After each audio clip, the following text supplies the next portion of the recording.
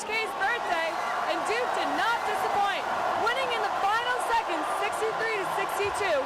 Brandon Ingram, freshman, sixth in the league, put up multiple three-pointers, and it's a phenomenal game. The Boston Red Sox have been notorious this season for going into extra innings, and they did that last night against the Chicago White Sox, beating them in the bottom of the 11th.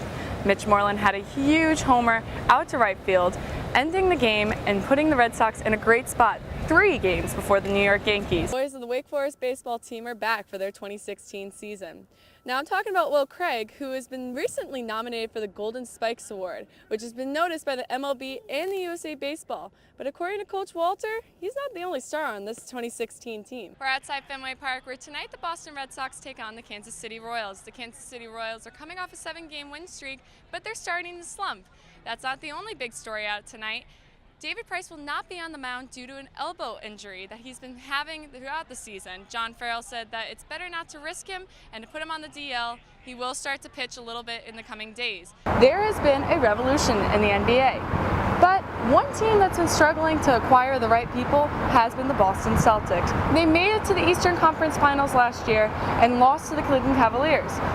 But this past offseason, they have been acquiring the right people. From Gordon Hayward from the Utah Jazz in a huge trade, leaving Avery Bradley to the Detroit Pistons, Kelly Olynyk to Miami Heat. But here's the biggest thing.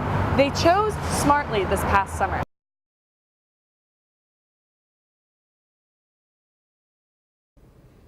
Hi everyone, Courtney Leopold here with your Sportsnet Central update. The Red Sox batting lineup at times this season have been a little sleepy, but they woke up in Tampa Bay.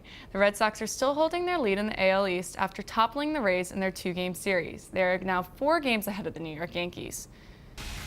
The top of the third, runners on first and second. Mitch Moreland and grounds up to first, takes Jake Odorizzi, drops the ball, and makes the error, and Andrew Benintendi scores 1-0.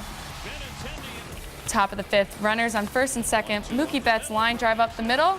Eduardo Nunez scores 2-0 Red Sox.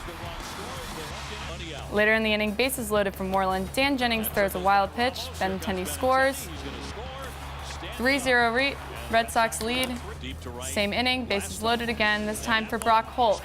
Wild pitch from Dan Jennings and Mookie Betts scores. 4-0 Red Sox. They would score 2 more that inning. Rick Porcello on the mound, bottom of the 5th, gets Plouffe out swinging. Next batter, Porcello gets Wilson Ramos swinging. Next batter, Porcello gets Malik Smith. He's looking, and Porcello throws an immaculate 5th inning. Red Sox beat the Rays 8-2. The Red Sox have a night off, and they are off to the New York Yankees for the weekend series.